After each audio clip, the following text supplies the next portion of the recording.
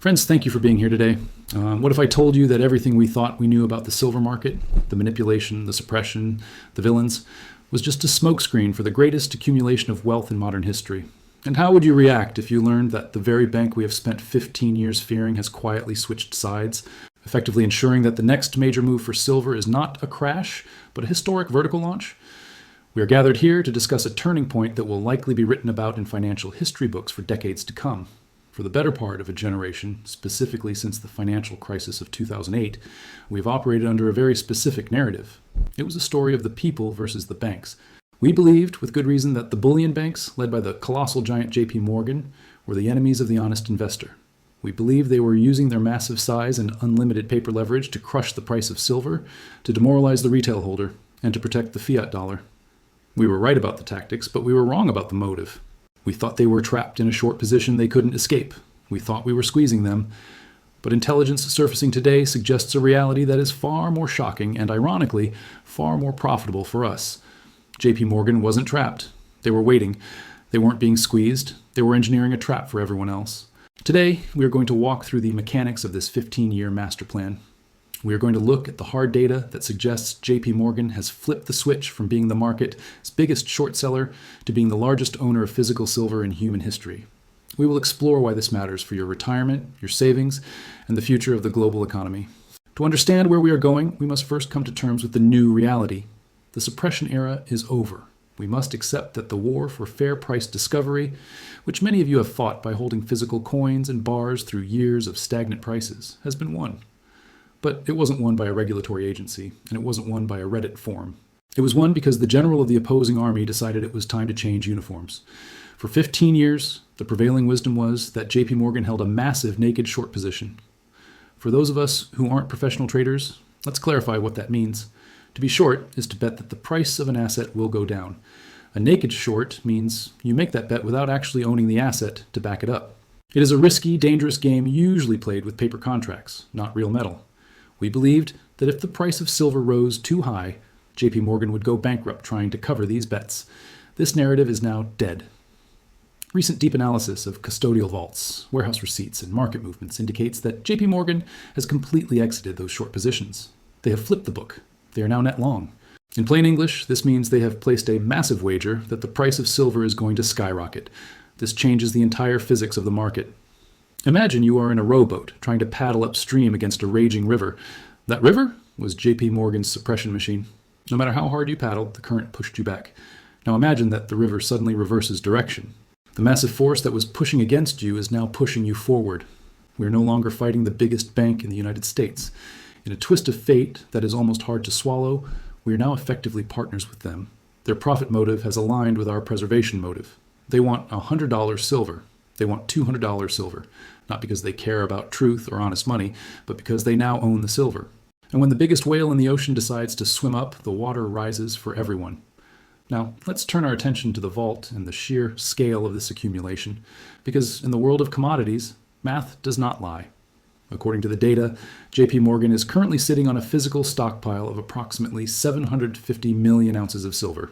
Let that number sink in. 750 million ounces. I want to pause here for a moment because this number is staggering. What are your thoughts on a single bank holding nearly 1 billion ounces of a strategic metal? Do you see this as a manipulation tactic or a smart strategic move? I would love to hear your perspective, so please leave a comment below with your thoughts. Many of you remember the year 1980. You remember the Hunt brothers, Herbert and Bunker Hunt, the Texas oil tycoons who tried to corner the silver market? They were vilified, attacked by regulators, and eventually destroyed because they bought too much. At the peak of their power, the Hunt brothers controlled somewhere around 100 to 200 million ounces. Their buying alone sent silver from $6 to $50. JP Morgan currently holds nearly 4 times what the Hunt brothers held. And unlike the Hunt brothers, who used borrowed money, margin, that could be called in, JP Morgan owns this metal outright. They are the bank. Nobody can margin call the landlord. To understand just how dominant this position is, we have to look at it relative to the rest of the world. First, let's compare it to global mining. The entire planet Earth, every mine in Mexico, Peru, China, Russia, and Australia combined, produces roughly 830 million ounces of silver a year. This means JP Morgan has effectively removed nearly an entire year's worth of global production from the market. They have privatized 90% of the annual output of the human race. Second, let's compare it to the exchange. We often look at the COMEX, commodity exchange, price to tell us what silver is worth. But the COMEX is running on fumes. The registered inventory at the COMEX, the metal that is actually available for delivery to fulfill contracts, is hovering around 30 million ounces. JP Morgan has 25 times more silver in their private vaults than the entire public exchange has available for delivery. The conclusion is stark. The COMEX is a sideshow. It is a flea on the back of an elephant. The real market, the true supply of strategic silver, is locked inside JP Morgan's vaults in London and New York. They have not just cornered the market, they have become the market. To understand how they pulled this off, we have to look back at the history of this 15-year con game. How did a single bank manage to acquire nearly 1 billion ounces of a strategic metal without driving the price to the moon during the buying process? To understand the method, we have to go back to the scene of the crime, March 2008. The financial world was melting down. An investment bank called Bear Stearns was collapsing. Bear Stearns was the original villain in this story. They were the ones who had built up a massive, toxic short position in silver. They were betting the farm that silver would stay cheap. When the price started to rise, they were effectively bankrupt. The Federal Reserve, desperate to prevent a total systemic collapse, forced JP Morgan to acquire Bear Stearns for pennies on the dollar. When Jamie Dimon, the CEO of JP Morgan, looked at the books of the company he just bought, he found this massive short position. A normal bank might have closed it out, taken the loss, and moved on. But Jamie Dimon saw an opportunity. He realized that this massive short position was a weapon. It gave him the ability to control the price. If you hold enough paper contracts, you can flood the market with sell orders at 3 a.m., trigger panic selling, and drive the price down. So he didn't close the position. He nurtured it. He used it. For the next 15 years, JP Morgan played a game of bait and switch. Whenever silver rallied, when it hit $30 in 2010, or when it approached $50 in 2011, JP Morgan would use their inherited short position to smash the price down on the paper markets. This demoralized investors. It made mining companies desperate. It made everyone believe silver was a dead asset. This was the bait. While the price was being smashed and while retail investors were selling in frustration, JP Morgan was quietly backing the truck up to the loading dock. They were buying physical silver at the artificially low prices they had created. This was the switch. Think of it like this. It is the equivalent of setting your neighbor's house on fire to drive down the property value, and then buying the land for pennies on the dollar after the smoke clears. It is ruthless. It is unethical. But from a strategic standpoint, it was brilliant. They convinced the world they were bearish, that they hated silver, while secretly becoming the most bullish entity on the planet. They spent 15 years transferring the world silver wealth from the hands of the impatient into their own deep pockets. This leads us to the trigger, a perfect storm that is set to begin on January 1st, 2026. Why is this story coming out now? Why does it matter this week? Because the accumulation phase is over. You don't hoard 750 million ounces to keep it as a paperweight. You hoard it to sell it into a panic. And JP Morgan knows that a panic is scheduled to begin in exactly 4 days. We are facing a geopolitical event that acts as the trigger for this entire setup. Starting January 1st, 2026, the People's Republic of China is implementing a strict export ban on silver. For decades, China has been a major supplier of processed silver to the West. But China has looked at the same math we have. They know their solar industry needs silver. They know their electric vehicle industry needs silver. And they have decided they are no longer willing to share.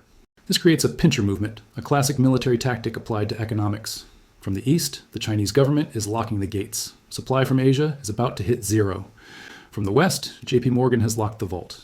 They have absorbed the available float in Europe and America. Western industry is caught in the middle. The supply shock that begins next week is unlike anything we have seen since the oil embargoes of the 1970s.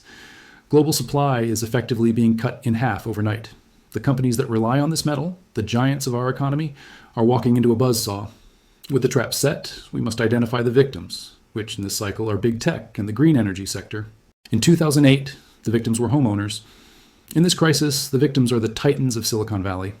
For 20 years, companies like Apple, Tesla, Samsung, and Raytheon have operated on a business philosophy called just-in-time manufacturing. They believed that efficiency was king. They believed that holding inventory was a waste of money. They assumed that whenever they needed raw materials, whether it was copper, lithium, or silver, they could just click a button and buy it at the market price. They built trillion-dollar empires on the arrogant assumption that the periodic table of elements would always be cheap and available. That assumption dies on January 1st. Imagine Elon Musk looking at his production schedule for the new Tesla model. He needs millions of ounces of silver for the electrical contacts, the batteries, and the solar roofs. He looks to China. They are closed. He looks to the mines. They are sold out years in advance. He looks to the COMEX. It is empty. He has only one phone number left to call. He has to call Jamie Dimon at JP Morgan. And this is where the wealth transfer happens. JP Morgan is now the gatekeeper. They have set up a toll booth on the bridge to the future. If you want to build EVs, you pay the toll. If you want to build iPhones, you pay the toll. Do you think JP Morgan will sell their silver to Elon Musk for $30 an ounce? Of course not. They didn't spend 15 years planning this to make a 10% profit. They are going to squeeze the industrial users until they scream. They will demand $100, $200, maybe more. The price will be whatever JP Morgan says it is, because they are the only ones with the goods. The wealth is about to flow from the balance sheets of the tech companies to the balance sheets of the resource holders. Before we discuss the endgame, we need to anatomize the coming industrial panic, because the mechanics of this squeeze will be unlike anything we have seen in the paper markets. To fully grasp the magnitude of what is coming, we must look beyond the boardroom of Tesla and into the messy reality of the global supply chain. What happens when a commodity essential to modern life suddenly goes limit up and supply zero at the same time? We are about to witness a phenomenon known in economics as a Giffen goods scenario, but applied to an industrial raw material. Usually, when the price of something rises, demand falls. But in a panic, specifically a supply-driven panic, the opposite happens. As the price of silver rises, industrial users will not buy less, they will try to buy more. This is the psychological phase of the collapse. Think about the purchasing manager at a mid-sized medical electronics firm. For 10 years, his job has been boring. He orders silver paste, it arrives in 3 days. But next week, his supplier calls him and says, "Force majeure, we can't deliver." Panic sets in. He doesn't care if the spot price is $30 or $80. He cares that if he doesn't get the metal, his factory shuts down and he gets fired. He will immediately try to order 3 times his normal amount to build a stockpile. Every other purchasing manager in the world will do the exact same thing at the exact same moment. This creates a bullwhip effect that ripples up the supply chain, amplifying the shortage tenfold. This is where we will see the great decoupling. You need to be prepared for a period where the paper price you see on TV and the street price of real metal completely diverge. The COMEX might try to maintain the illusion of control. They might set the official spot price at $85, but try to buy a physical bar for $85. You won't find it. The real physical market, the gray market between refiners and industry, will be trading at $120, $130, or $150. JP Morgan knows this. They won't sell their 750 million ounces at the fake paper price.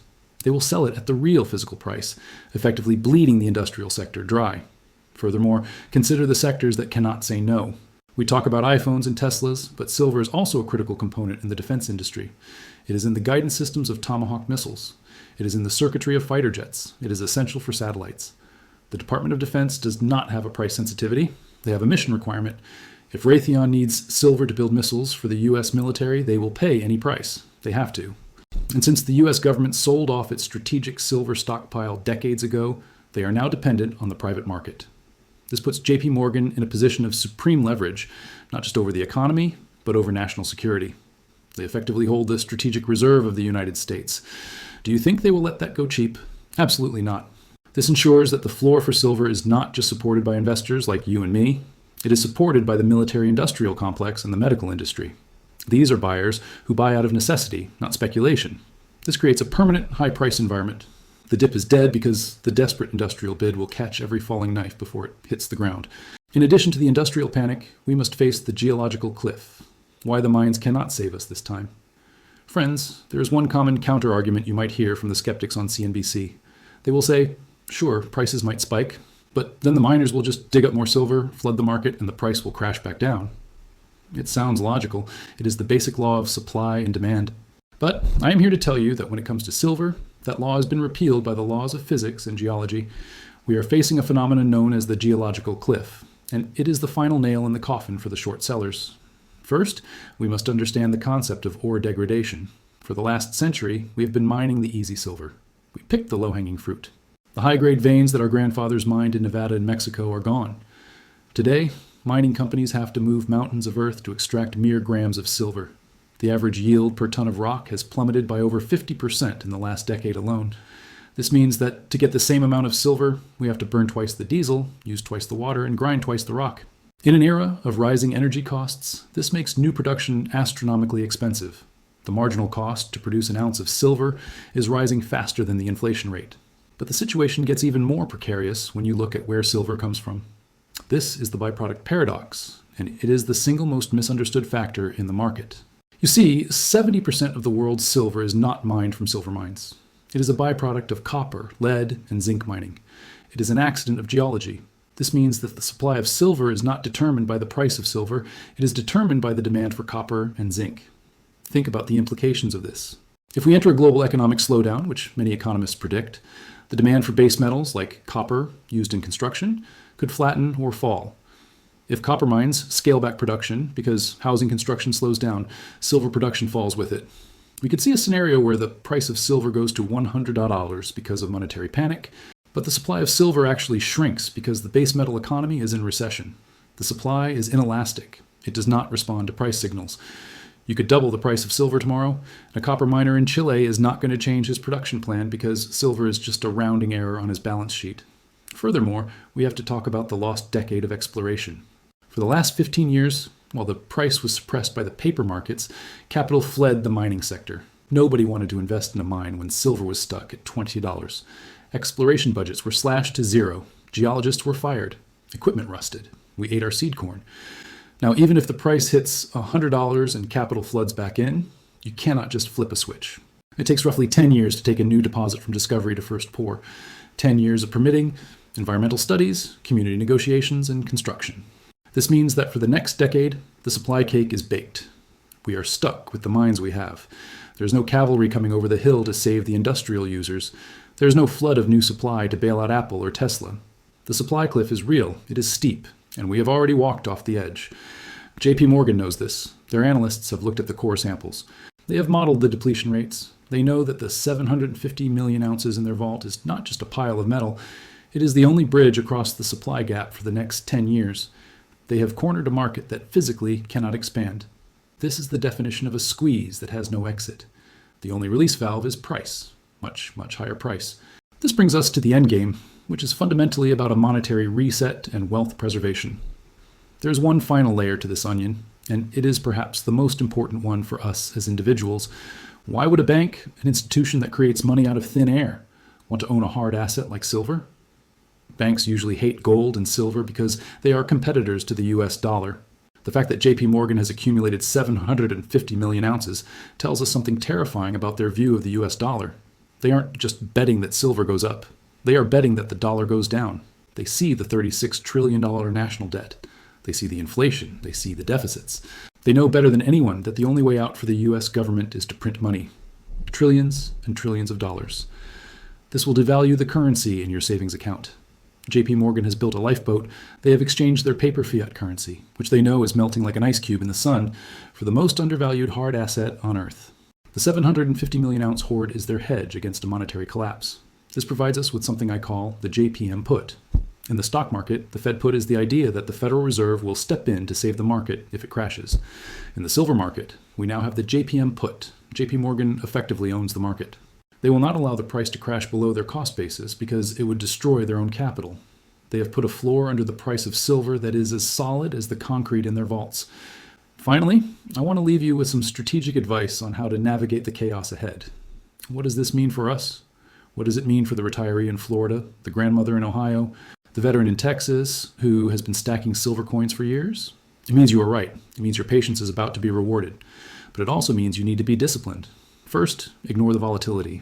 As this transition happens, it will be chaotic. The banks may try one last false flag operation. They might smash the paper price down one last time to try and shake out the weak hands before the real move begins. If you see the price of silver drop on the news next week, do not panic. Look at the premiums. If the paper price is down but the price to buy a physical coin is high, that is the truth. Do not let them trick you into selling your insurance policy right before the house catches fire. Second, hold the line. Understand what you hold. You're not just holding a piece of metal, you're holding a share in the same syndicate as the most powerful financial institution in the world. You're partners with the predator. Do not sell your silver for paper dollars just because the price goes up a little bit. Why trade a rising asset for a dying currency? And third, consider your exit strategy carefully. People always ask, when do I sell? My answer is simple. You don't sell for cash. You only sell when you can convert that silver into another real asset that generates income. Swap it for land, swap it for a business, pay off your mortgage. Use it to secure your family's freedom. but do not sell it to put digits in a bank account that is being eaten by inflation. Before we wrap up, if you're finding this analysis valuable and want to stay ahead of these historic market shifts, please take a moment to like this video and subscribe to the channel. Your support helps us get this critical information to more people who need to hear it. The world is changing. The era of paper assets, of stocks soaring on zero interest rates, of bonds paying nothing, of digital illusions is coming to an end. We are entering the era of the real. In this new era, he who holds the gold, the silver, the oil, and the land makes the rules. The trap has snapped shut. The tech giants are caught in it. The government is caught in it.